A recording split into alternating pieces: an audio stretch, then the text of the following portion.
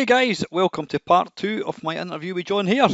Enjoy. I thought he's not seen it yet. I didn't think for one. So you're sitting in my other tab and I'm sitting waiting on you. No problem, man. It's all right. How you doing, mate? Pretty good. You'll be a big fat smile across your face after last night, eh? You know, this shirt, this is my lucky shirt. I've worn it the last 2 England matches, so now I've got to get it washed and back on again for Sunday. So wait a minute, you had that on in 1966 and it's never been washed since then. Bloody hell. I was a baby in 66, man. I was 6 months old. It might have swamped me. I'll tell you what, it's been bloody unlucky for 55 years. I maybe need to borrow it off you and see if Scotland can qualify for a World Cup. Well, if you want to wait another 55 years, you might be 90 or 100 or whatever. How do you think the game went? I mean, I thought it was quite an exciting game, but I thought the last 20 minutes, Denmark, I think they ran out of steam, and it was. They ran out of power.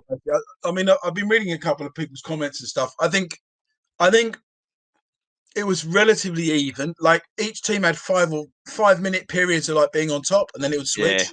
Yeah. But substitutions, I've got to say, Southgate got it spot on, and I think they messed up badly. I think they took off a couple of good players, put some other guys on, and they just never looked like to have the same energy back again. They were kind of like... I can't believe that they took off that guy that scored the goal. I mean, that was an absolute peach. Why they took him off? Yeah. I have no idea. I don't know. Perhaps he had to go back to school. He didn't look very old to me. That's what my girlfriend said that to me. Because he looks about 14 years old.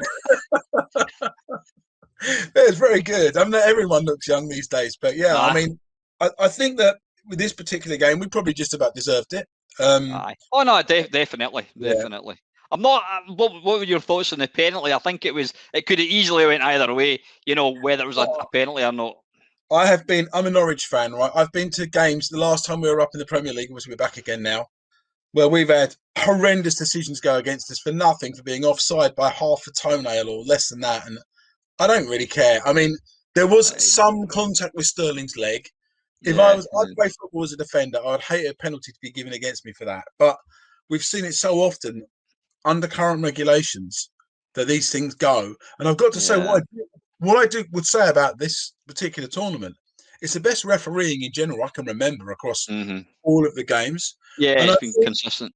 It has. And I think that there was minimal contact with Sterling, but there was some contact before he went down. And the ref having given it, I really like this VAR system now where VAR have got to find a reason to go against the referee or they shut up. Because that's been bothering me, that VAR can overrule the referee too much. Now they've got to, I've been saying I know they've changed the offside rule a little bit, but I think it should be on offside the same, like something a bit like cricket where if it's in cricket, it's like if it's within half a ball of being accurate on an LBW, you go with the umpire. I would do the same with offside. It's like half a ball's width or a ball's width. Within that, you just let it go. I mean, have you ever like run the line or tried to ref a football match, a real one? No. I mean, I've done it because I play football, and a lot of the times I'm a sub these days and managing a team, and you always end up someone has to run the line or ref it even sometimes. It's so easy to make a mistake, you know, as a human being. To move your eyes down that line is hard, and you've got to allow for well-intentioned human error, you know. Of course, and I think that's where we've got the VAR very wrong in the EPL. I don't know in Scotland, have you got VAR or not? I think they do.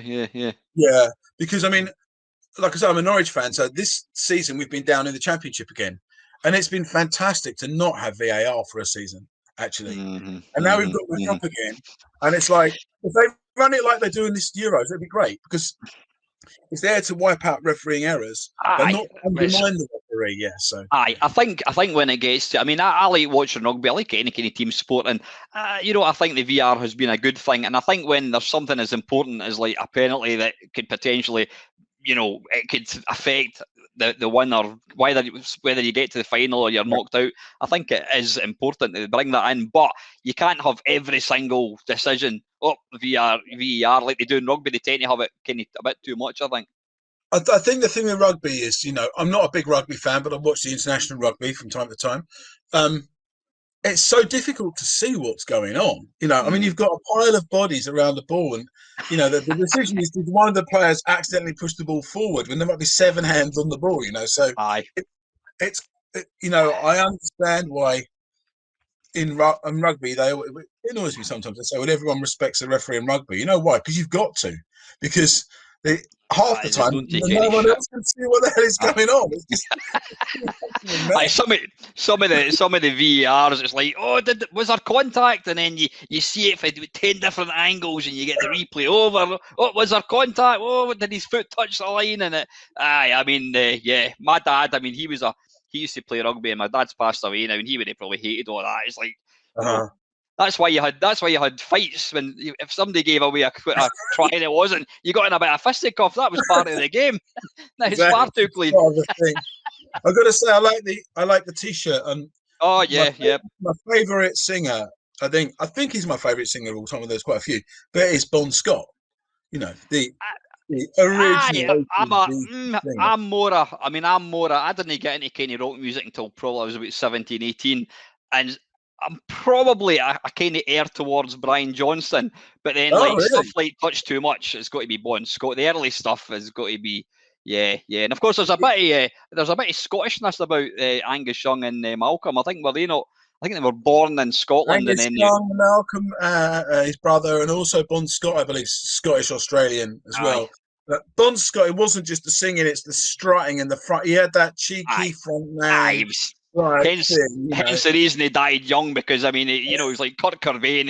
He lived life to the very edge, and he didn't make Yeah. it. But one of my mates, his dad is a millionaire. He lives. I don't know where he lives. Lives down south, but he's got a Uh-huh. massive, massive car collection.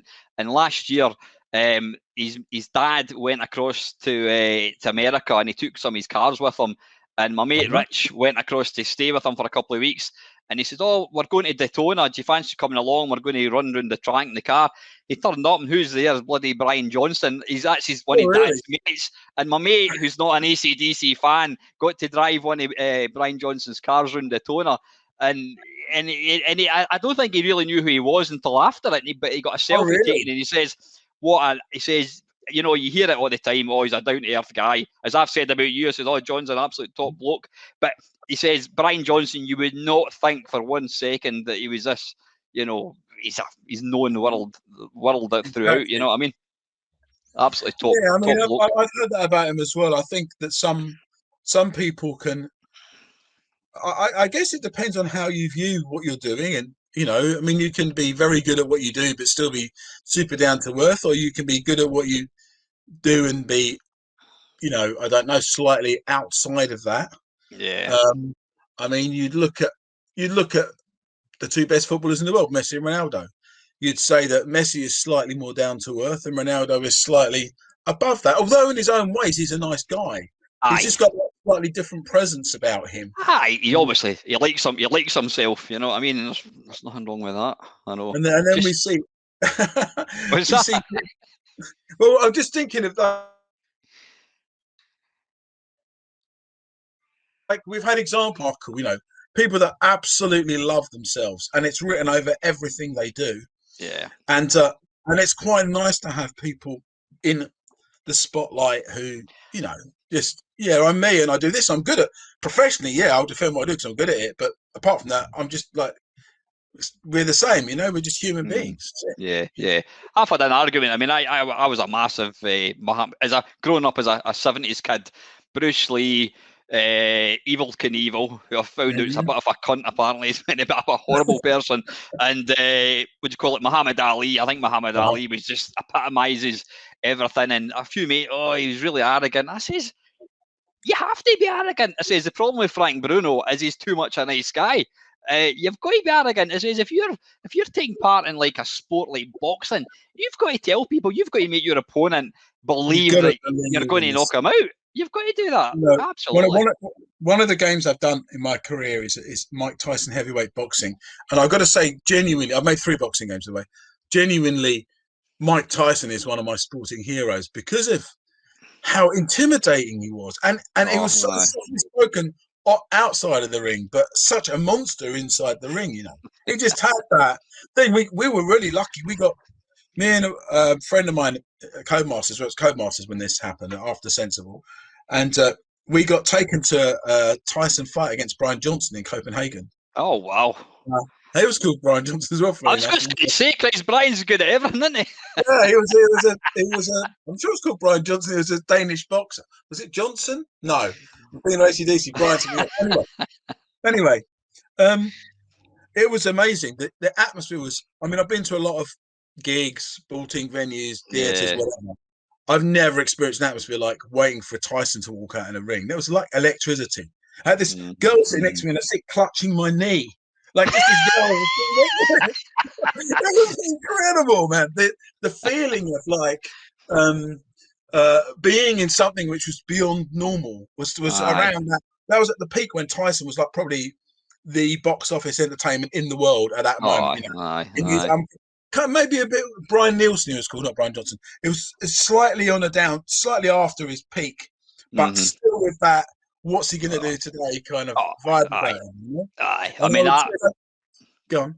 No, I was just going to say. I mean, I remember my mate had his mum and dad had just got Sky Television.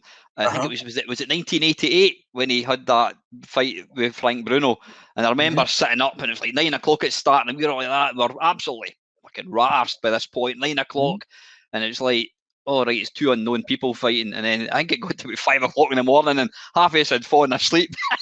By the time it came on, it lasted about 20 minutes. Yeah, so and I think my point is, I guess he had a different demeanor to Ali. Both as dominant as each other in their eras, but a more slightly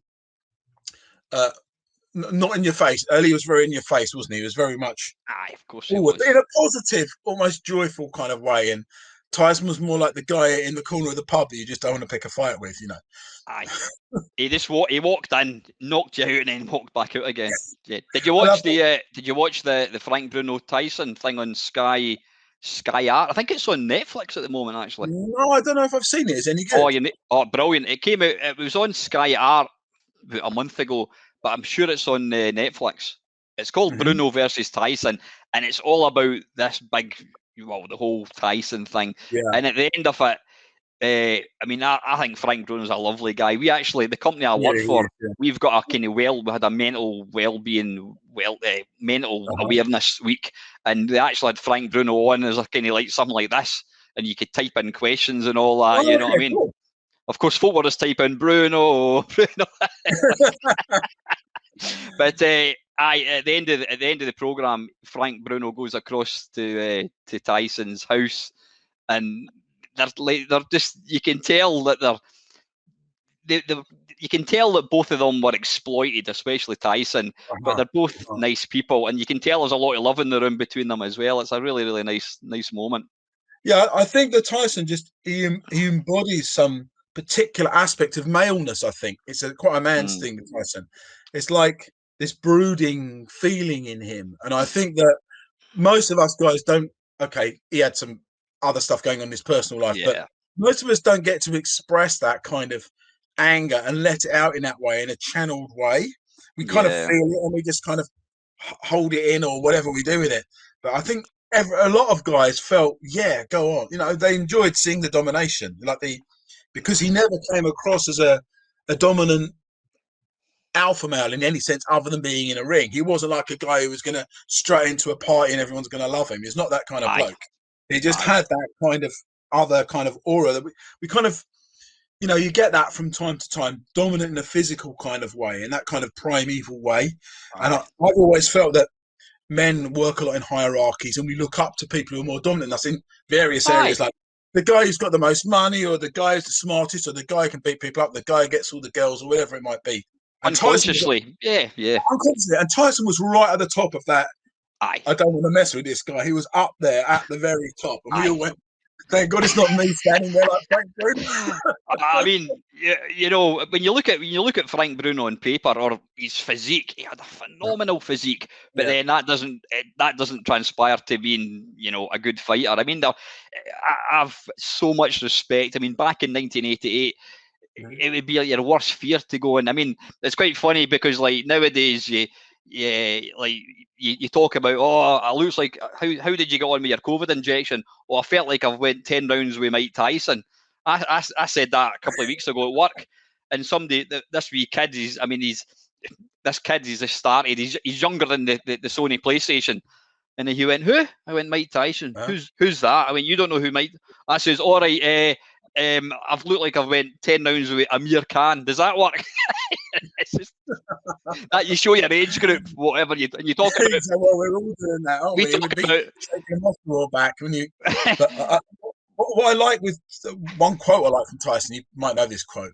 You know, the quote is, "Everyone's got a plan till you punch them in the face." What was that? Everybody's got a what? Brilliant quote. You know, it's just. What was the quote again, John? Sorry, everyone's got a plan to what? The quote is, Tyson's quote is, "Everyone's got a plan until you punch them in the face." It's can't argue with that one, eh? It'd be nice to be guy understanding you've got that power over other people's lives. You know, they're just like one second But you need to watch that. You need to watch. It's called Bruno versus Tyson, or Tyson versus. You'll find it in the usual places. Give me a shout. I'm sure I'll be able to acquire it somewhere anyway. Mm-hmm. Okay, we'll do that. So good stuff. Anyway, we better crack on with some gaming talk if that's all right. Yeah. I'm going to get the elephant out of the room. Yep, I do dye my beard. I was. You're probably thinking, I'm sure it was a bit grey looking. Yeah, about 5 years ago, I decided to grow a beard, and I went on holiday with my missus and my daughter, and we went up the London Eye, and in fact, it's quite funny because it was just was it not Debenhams? It was one of these big chain stores that just closed down, and it was like the closing down sale, and I went with missus and we were looking about, and I thought, there's like an old man's cap, and I thought, do I look like Brian Johnson? She went, you quite suits you. And I had the beard, and I went to London, and I thought I was the dog's bollocks with this cap and the big beard. And this was before beards became popular. And then I put a picture on Facebook, and I don't know if you know. Do you know there's a Scottish comic called The Bruins? Have you heard of that? No, I haven't heard. Well, I think it's been like 100-year-old, but there's a character called Grandpa, and basically it's a granddad. I look like it's like Only Fools and Horses, and folk are like, "Oh, right, granddad," and I'm like, "Okay, hell, I look about 70 years old." So I'm like, it's you know what? So I'm like, just for men.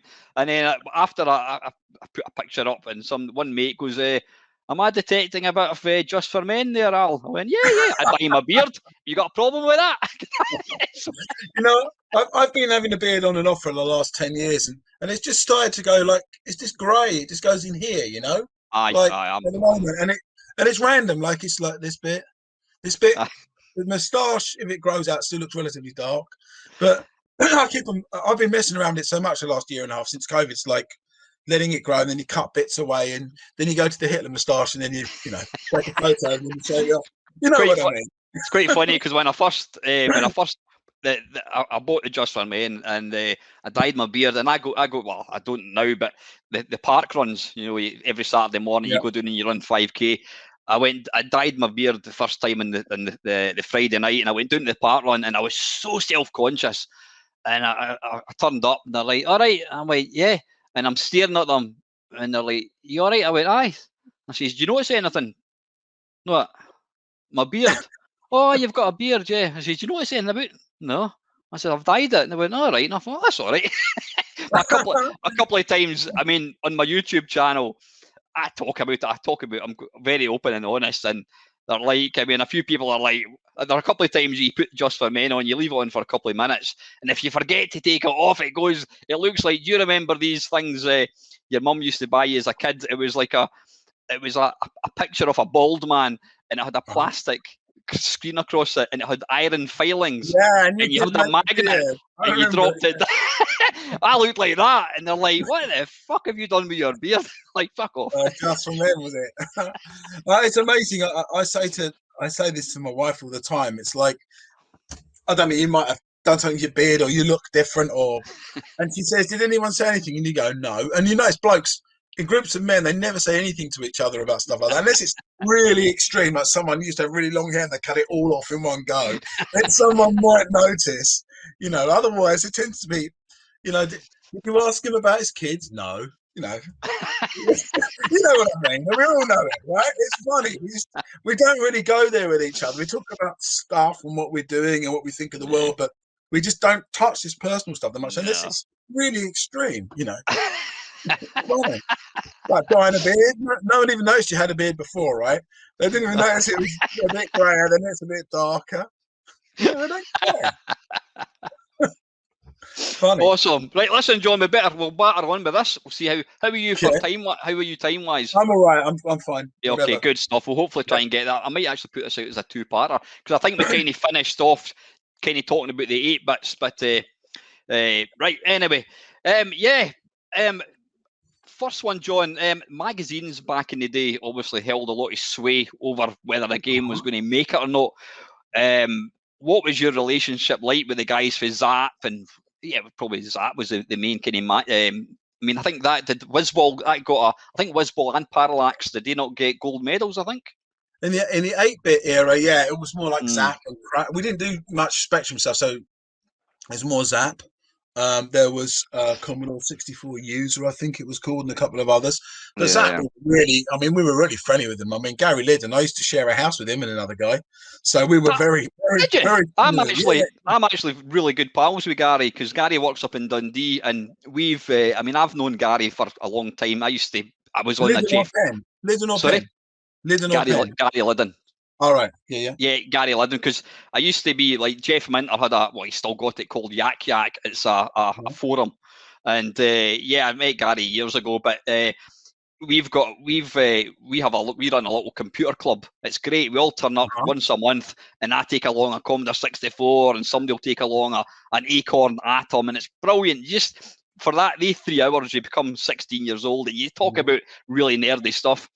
So Gary's been down to the club a couple of times. Like, he's a really nice guy. Yeah, he's a great guy. I mean, he was. I always thought when he was younger, he had such a sharp wit. I always thought he should have been a Sun journalist or something to write them headlines. But no, myself and Gary and a mate of mine used to share a house, and one time it was a bit of a hotbed of, well, I guess a hotbed of development's a bit of an overstatement, but we had Gary Penn sleeping on our sofa, who at the time was had just left the Games magazines and was doing what he called the bacon shot for a porn magazine. It was in the letters page or something like this, and then we had. He's going to love you for this one. That was a funny time. We had Stavros Vassoulas. He was also around. He was our friend who was staying around on another sofa or whatever. Martin Galway was over doing music, and we had myself and Chris there. Gary Liddon was working on his game at the time. Actually, had a game he was in development at the time.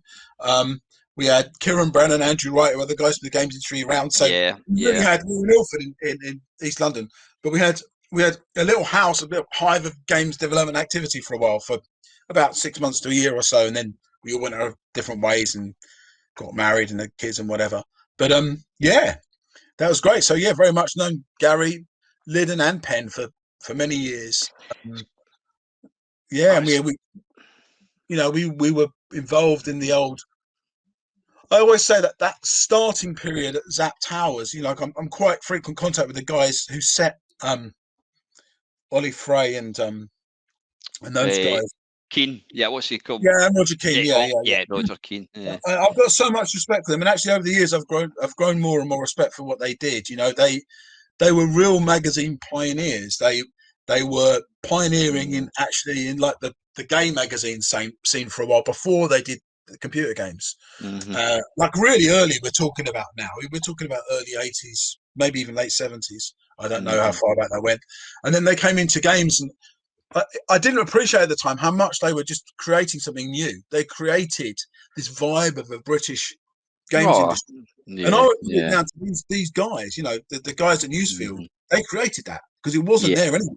And then they got in people like Gary Liddon and Gary Penn and Julian Rignall and other guys, and they built this concept of people like us writing their thoughts on games and everyone being able to read it. And of course, we were lucky enough to be there relatively near the start, or almost at the start. So we'd go right down to their offices, and then they'd have parties. You'd have Jeff Minter there, or you'd have Archer McLean there, or whoever, and you got to know everybody, and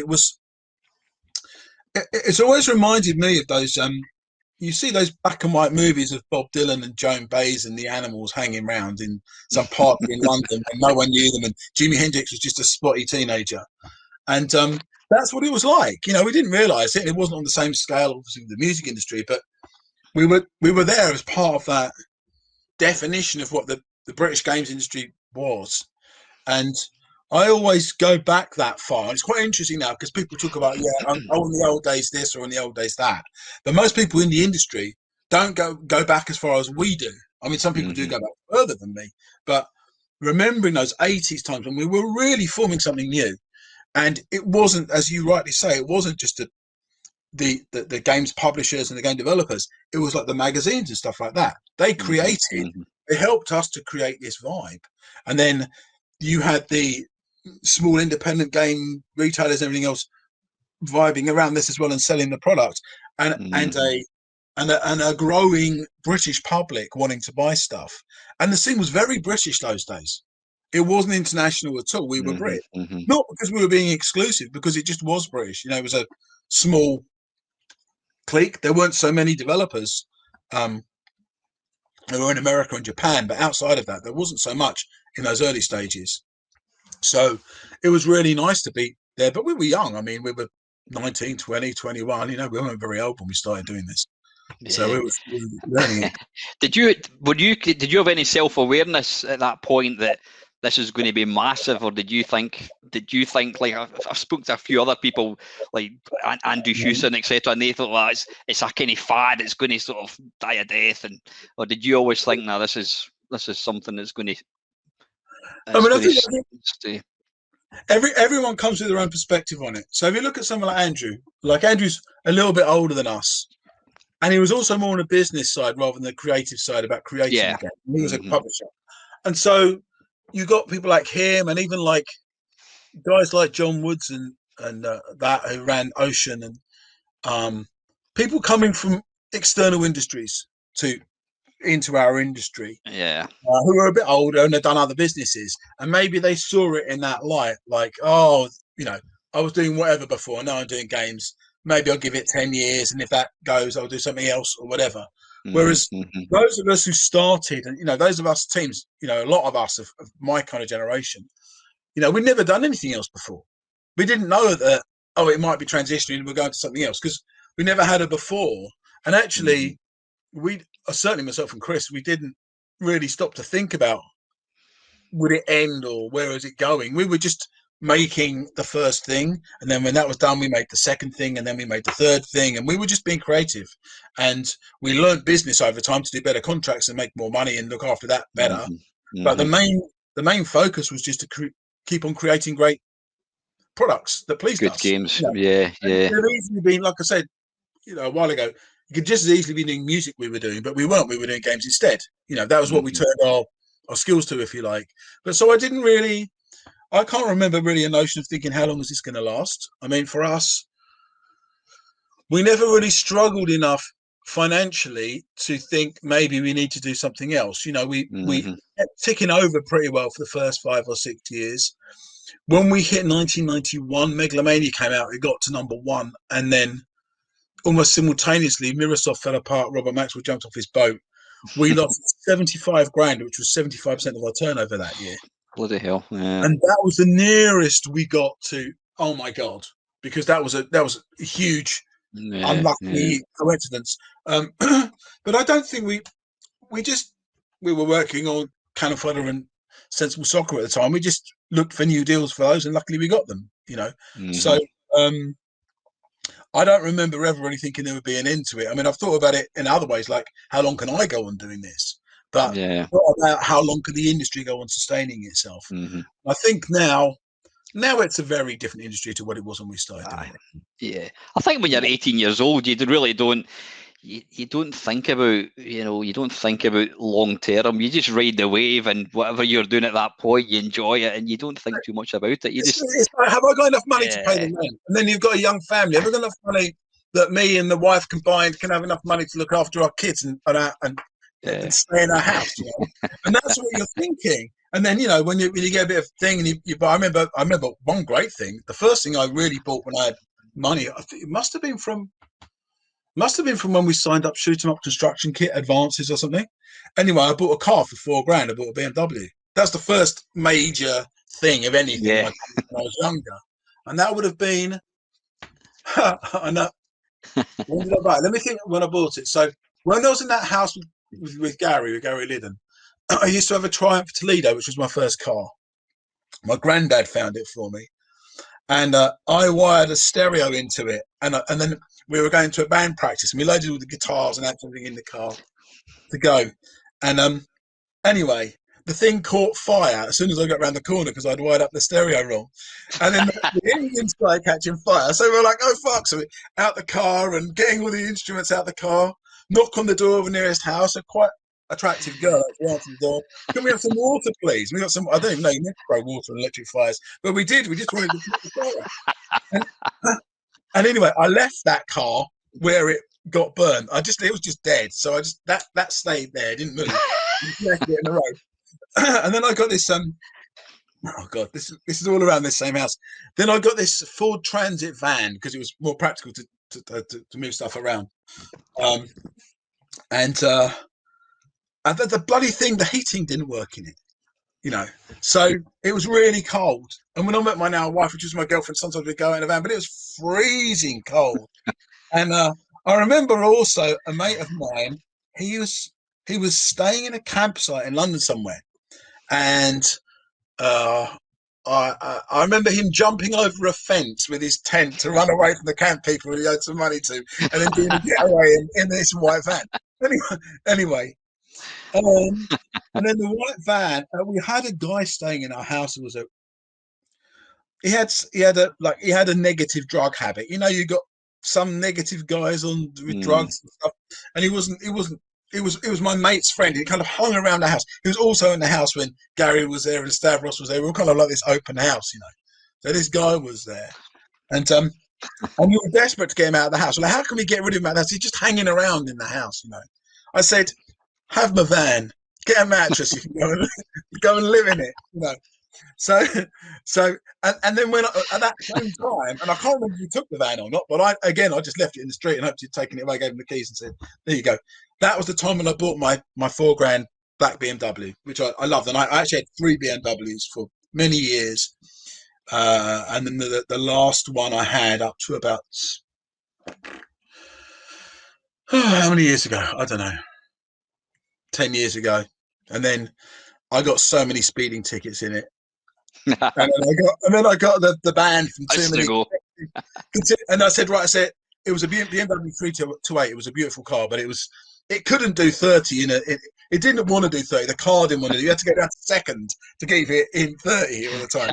And I just popped up too many, so I switched to my wife's car, which I'm happier with now. So I got a slower car. But yeah, that's the history of the black BMW, which was the first thing I bought, which I'm really glad I bought. You know, when you're young, and I was like 21 or something, it's fun to have like a nice car. I suppose that must be quite a moment when you actually look out and you see a tangible thing that you've actually bought from what you've done. It's like, wow. It's not just that, it's not just you. It's like your dad goes, oh, he's got a nice car, and then your mate's dad goes, oh, he's got a nice car, and your friends, people notice it, you know. So when you're very young, you want some of that outside recognition that you're doing all right with your life, you know. Especially when you pick something crazy like games to do, and people go, oh, what an idiot, you know. When you can, you know, that first period, I mean, it's worth maybe mentioning this. I mean, it took my father 7 years to acknowledge it was a good decision for us to make games. So it wasn't until we'd made a lot of money with Sensible Soccer, and we had a nice big house at that point in 93. Then my dad said, yeah, that was a good thing you did. But he was really skeptical for ages. Like, what the fuck are you doing? You know, you did really well at school, then you went to college, and now what are you doing? Throwing it all away, making stupid video games. Yeah, and I'm sure that I wasn't the only person to experience this, because we were out there on the edge of an unknown thing, and no one really knew what it was. And yeah, we were lucky enough to get enough traction early on. We were good, but you've got to be lucky. Say if Ocean hadn't signed Parallax, And then that had like not really gone anywhere. And then we go to Wisball, and we didn't. Wisball followed up from Parallax because Ocean signed it. And then you're like 3 games in, you're 3 or 4 years in, you're still sponging money off your parents, you know, and and then you're going to feel differently about how your career is, and everyone's going to feel it. So you need that. You need that. The great thing Ocean gave us was they gave us that start. They gave us that first opportunity, and some people wait like 8 years to get that. Yeah. It's usually there's probably a bit of luck involved. You're talking about like your dad thought it's a stupid thing. Oh, John sits in his. And I mean, my dad thought I was gay for about 10 years or 5 years when I was a teenager because I never had a girlfriend. I just used to sit and play my Commodore 64. Yeah.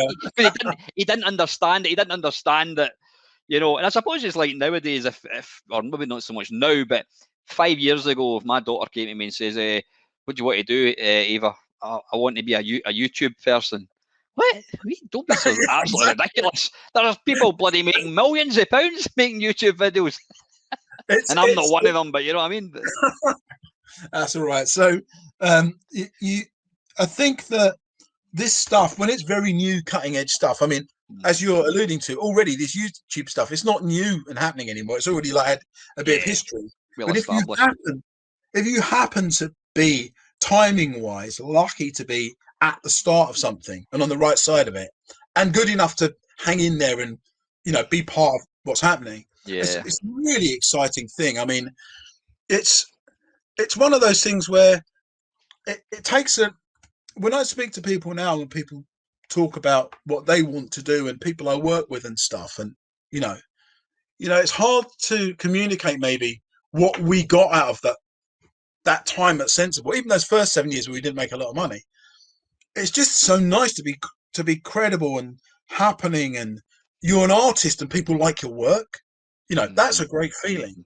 You know, a lot of artists, as talented as us, won't get the recognition. They won't have the eyeballs. It won't go right for them. And that would be, I mean, if had that happened to us, I would be depressed now. Like, I'd be fucked this life. You know, we done really good work. No one's even noticed it. So I really empathise with people. I empathise with people who are really talented and just don't get the lucky break, because there are loads of people in loads of fields in life like that. Yeah, of course. Got no talent, I don't really care. I mean, so what? You're an also-ran, you know.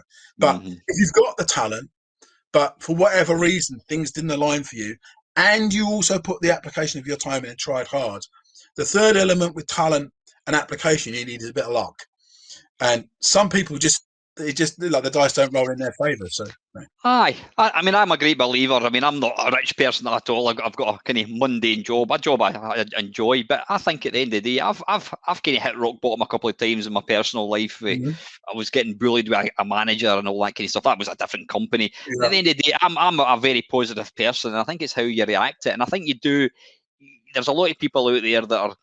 They're kind of bitter and twisted and whatever, and I think you make your own luck as well, as long as you're a trier. And I mean, it's like the old cliche, it's not how many times you get knocked down, it's how, to quote Chumbawamba, it's how you get up again and just crack on, you know what I mean? And I think you have to just, you know, absolutely. If we look at what I've been doing, I mean, my life is my work life is constantly going up and down. I mean, it's I can give you. I'm happy to share this kind of stuff because it's maybe interesting to people. So if I look at my last 7 or 8 years of my career, so people know, they look at me and they go, Sensible Soccer, Cannon Fodder, Sensible Software, whatever. You know, I mean, for me, Sensible Software stopped in 1999 when we sold to Codemaster. That's 20 years ago, 21 years ago, so 22. So there's been a lot of stuff I've done since then. You know, Sensible was 13 years of my life. There's been 20 years after that I've lived as me. So of course I've had the great past, and the whatever happens, my credibility as an artist is intact from that work. And I've had some money from it, and I've managed to be smart, lucky enough to hold on to it, and you know, have a bit left and stuff like that, which is great. And that's kind of enabled me to choose what I do with my time and my life. I've not had so many millions and millions and millions and millions. I could buy anything I want and just be a whatever. But I've had enough that it is 7 figures, and it does mean that I'm rich enough to, if I don't fuck up, to look after me and my family. It's a bit like, my life's a bit like a football match where you went 2-0 up in the first 5 minutes and you spend the rest of your life defending. That's a bit what it's actually really like. So, but within that time, you choose what to do and how you want to do stuff, So, for me, the priority is not to lose money and make it if you can, but really to focus on how you want to work and the kind of projects you want to do. And I've never been someone that attracted to very corporate stuff. And I've worked with big companies, but never in a particularly corporate way. But the last few years might be interesting to people. So when in a nutshell, if it's interesting, after Sensible, I did some consulting for about 3 years, about 2 or 3 years, which really wasn't up to much. I didn't know what I was doing. I was taking on very weird left field people and trying to help them with design and business and get their games going. And it was nearer when it was very, very hard to sell original games. And to cut a long story short, we did some good stuff, but didn't really get a lot of traction in with this stuff. Yeah. And then I started doing mobile stuff with a couple of the guys in the Bitmap Brothers, which was good fun, but we didn't make that much money. For us, we could do more work hiring ourselves out. And so we stopped after a while. And then I did some very interesting consulting work with different clients. I decided to build up my consulting business. By 2008, I had like 3 very good paying clients and working on 3 really good different projects, different types of projects, hiring myself out on the daily basis, to help with design and a bit of business maybe. And then 2008, when the economic world collapsed, I lost all 3 clients in 1 week. So I spent like 4 or 5 years building up an in a week. So I'm like, okay, go back to the drawing board. So with the company Tower Studios we'd set up for the mobile stuff in 2004, I just picked it up again on my own. I asked the other guys, they were busy doing stuff, and I just took the company over. It lied dormant really, and started doing self-publishing for the first time ever actually, and did a little app, a little chat app, which was okay, and then did a Speedball on mobile and various other devices, which was pretty good, and got us a #1 game briefly, which was nice. And but then from about 2011, about 2013, so this is my last 8 years, right? My last 8 years. Then we spent 2 or 3 years finishing off a game called World Explorer I was working, which was the first original game I'd done for about 20 years. And for whatever reason, we made some mistakes. The world had gone free to play in our gaps. We designed it as a premium game. Then it went free to play. We had to retrofit it, and the game, I wanted it to come out and be good, but it didn't end up making that much money, really. And it was self-publishing, so you've got no other source of income. And then we started working on Sociable Soccer, which was end of 2015. And again, we didn't make money. It took us a while to get publishing contracts in place, and we didn't get the game out quick. And anyway, to cut a long story short, basically, between the years of 2013 and 2019, I earned nothing. I was actually putting money into the company every year to keep it going, to keep other people around it. Yeah. So that's 6 years of earning nothing. And then we suddenly land an amazing deal with Sociable Soccer, and I get shitloads all in 1 year, like loads of money, but all in 1 year. And then everything gets taxed at 40% because you can't. Well, no, you try to avoid it, but basically you hit a point where the tax office looks at the money and goes, "It all came in at once." And yeah, we know, but we spent 5 years making this. But I don't care. You earned all the money in the same year, so they don't allow you to retrospectively put money in the previous years. I get tax relief for the 8 years you made fuck all, basically, yeah. Yeah, exactly. So everything. so then you avoid that. So you just sit on it going, you sit on the money going, well, I don't want to pay myself, so I don't want to be taxed. And it's there, and that's how it's really weird how it works. So you're kind of in a weird world where I've been thinking about this. Like when I hear people through COVID talking about furloughing and stuff, and they're worried about not having their wage, and I'm thinking, well, I don't know how much sympathy I have. I've always worked for myself. No one ever cares about self-employed people. And I could tell a story 2 ways. I could say, like I did to you, like I had 6 years I earned nothing and I was on minus money, and then I made a fortune. Or I could say it the other way around. I made a fortune this year, And people are like, you bastard. Yeah, but the previous 6 years, I earned nothing. And for some reason, the order you tell people the information in dictates how sympathetic they are to you, which is kind of weird because so that it's a very weird way of earning, is what I'm saying. And it takes a while to get used to it. This thing, but you need to be able to mentally handle the insecurity of it, actually. It is quite, So that's why you obviously try to hang on to your money as best as you could. Was your wife working at that point? Was she kind of helping to kind of keep things ticking on, or we? Well, my wife. I mean, our kid, our eldest daughter was born in 1988. So that's like about Micropro soccer shoot 'em up construction kit time. We didn't have a lot of money then. I mean, actually, when we first were living together, she had a bit more money than me because she'd bought a house previously and had a bit of money out of it, and I didn't have that. So, but then once Emma, our oldest, was born, then she went back to work, but realised she didn't want to do it, and she wanted to stay with looking after the kids. For we had then the second one, Jess, and then the third one, Isabel, and so she took about 14 years out of work, and that was okay for us because obviously we had some money from the games we were selling, and since then, after that point, then she went back. She retrained as a midwife, and she's still a midwife now. That's what she decided to do. So she was in like publishing kind of stuff, and then had a break, and then went back. Which for me is normal. That's kind of how I was brought up with my own mother and dad and stuff. But yeah, no, we've been the first couple of years, I'd say, for us as a family was maybe, Parallax and Whizball didn't pay us too much money. They might have looked good, but they didn't earn very good. But as we got to get better advances, it's so important when you're running a business, that side. Until that side's sorted, you can't really relax into your work. You're more worried about, is everyone okay at home? So it is important.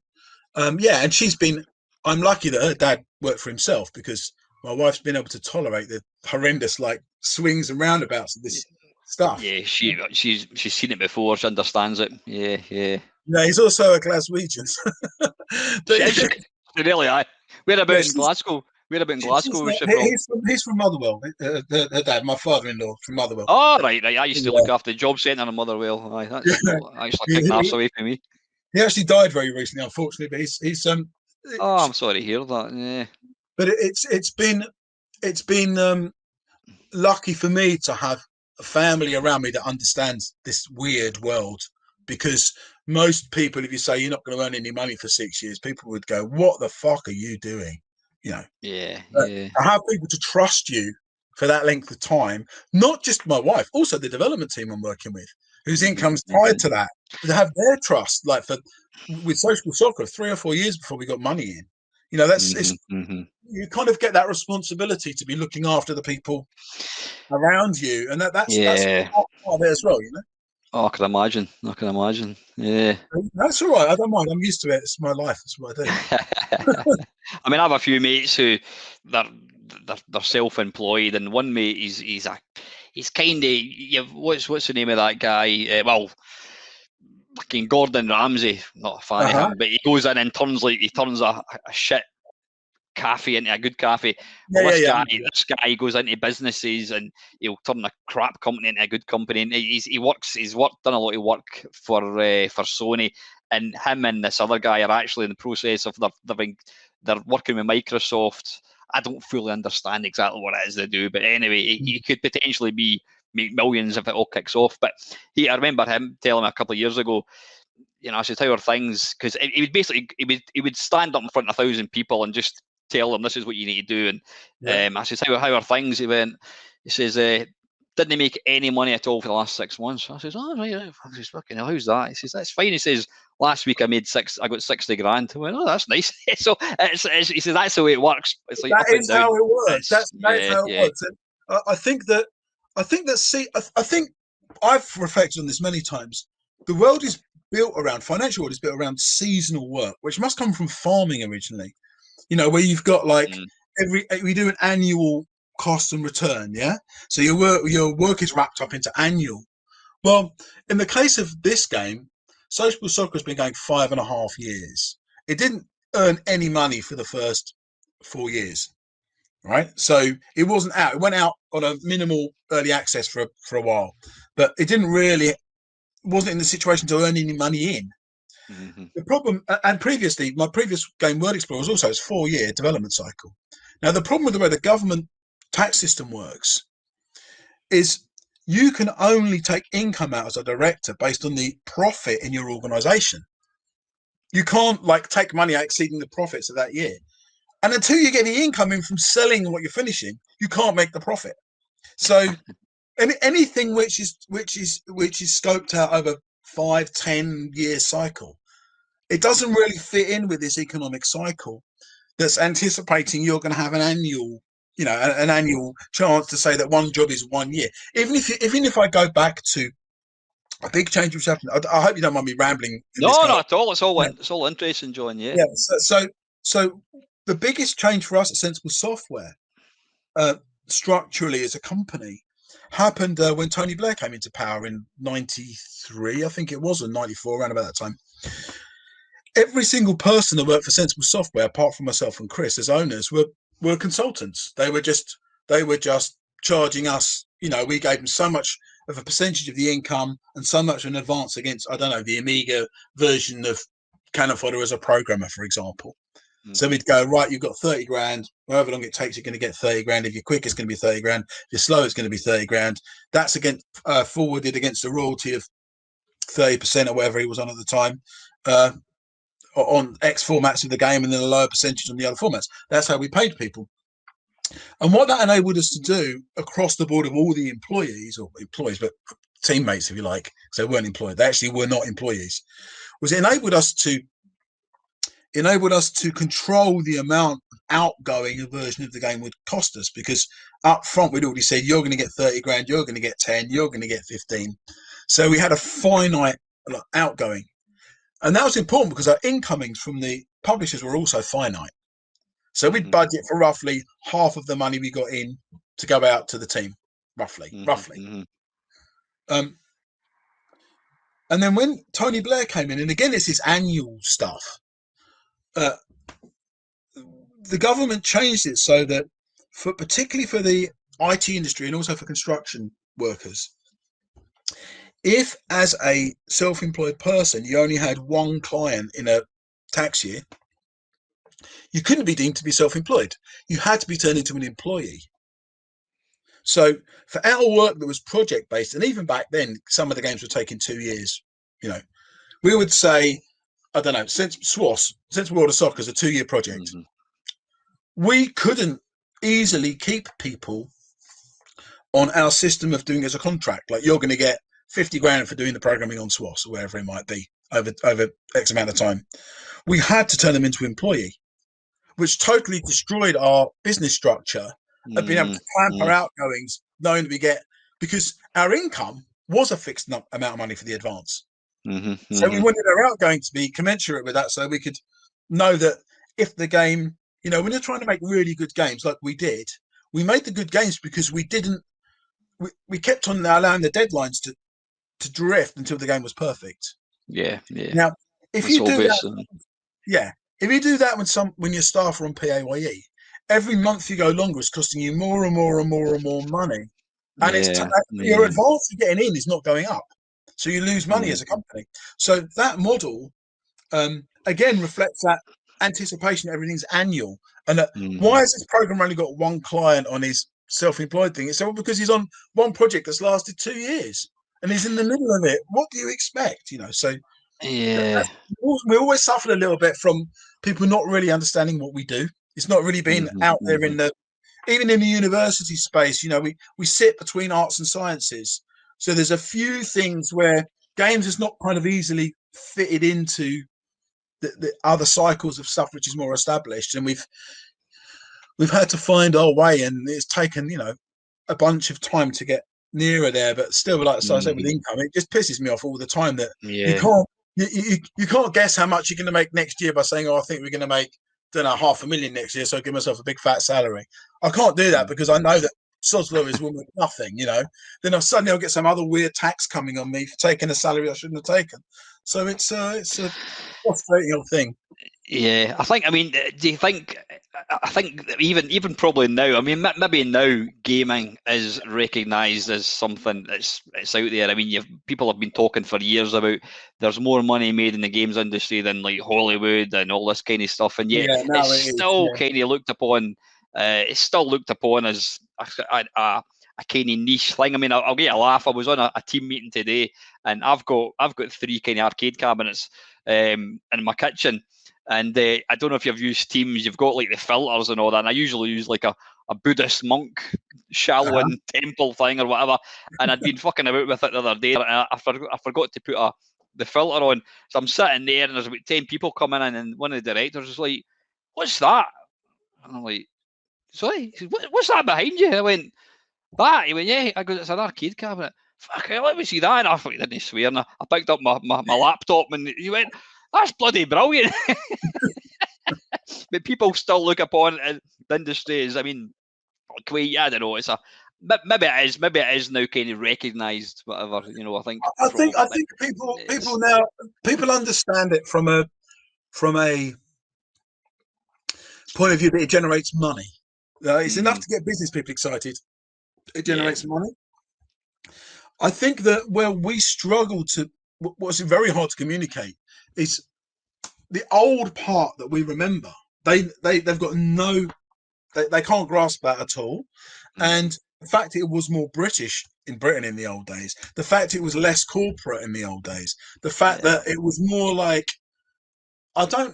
let me try and get the way of expressing this right. It was presented in much more of a, these guys are doing this cool thing, let's go and check it out or see what it is, or this looks interesting, or it was much more informal. And what's always made me laugh is that we made a lot more money when it was like that as well.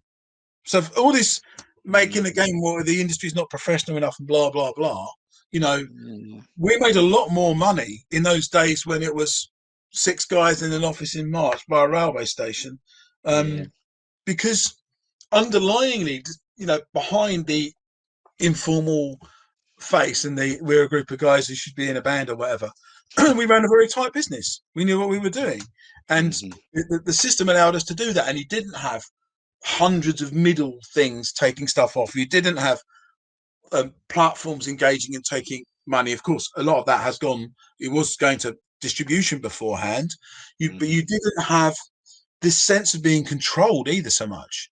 You didn't have a filter on stuff checking you can't do that in a game, or you shouldn't be doing that, or so it was a different vibe, and it was a better for me creatively, a better vibe.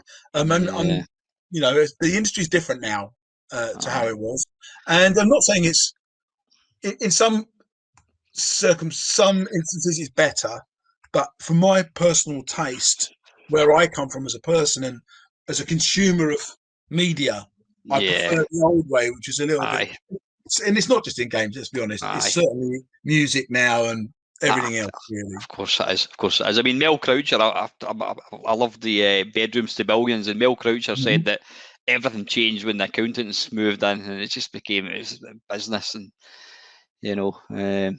I was talking to just last week, actually. One of my favourite C64 games is Super Pipeline by Taskset Software, and I was talking to Andrew Walker last week, absolutely top bloke, and I says Taskset only really went for about 2 years. And I says, what happened? He says, basically we got to a point where he says, there was only 6 of us, we were all programming. And we're like, well, if we're going to have to start taking this more seriously, who wants to be marketing manager? Who wants to look after the accounts? Well, fuck it, we'll just call it a day. And it was, I said, because everybody wanted to program, and then he realised, no, we can't. Things are moving on, and we just had to kind of disband at that point, which was a shame. Exactly, and people say it's moving. Was that, by the way, Scottish Andrew Walker? No, Andrew comes from Bridlington. Oh, right. There's another guy, Scott. So, I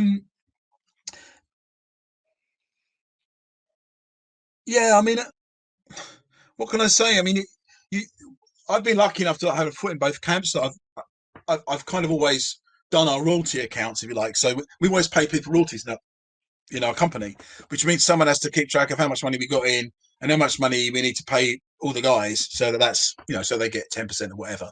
So I've always done that part. I really hate regular accounting, I've got to say, but I've always enjoyed the contracts part, like the legal stuff. I really enjoy. So I've always said with the game making, however brilliant games you make or whatever, you make the most money you make is on those times when you're doing the contract and you're working out what that percentages you get paid and what that advance is and what the terms of this are. And it took us a long time. We made so many mistakes for the first 7 or 8 years of our business, but I kind of got into that side of making the games, which is important. And I really wish it's one of those things where when I look at the games industry and how we can improve it for young people coming in, the first thing you need to learn is how to do a contract, especially if you own the IP of a game. You need to know how to manage it so that you're still in some kind of control or not totally out of control within a year or so.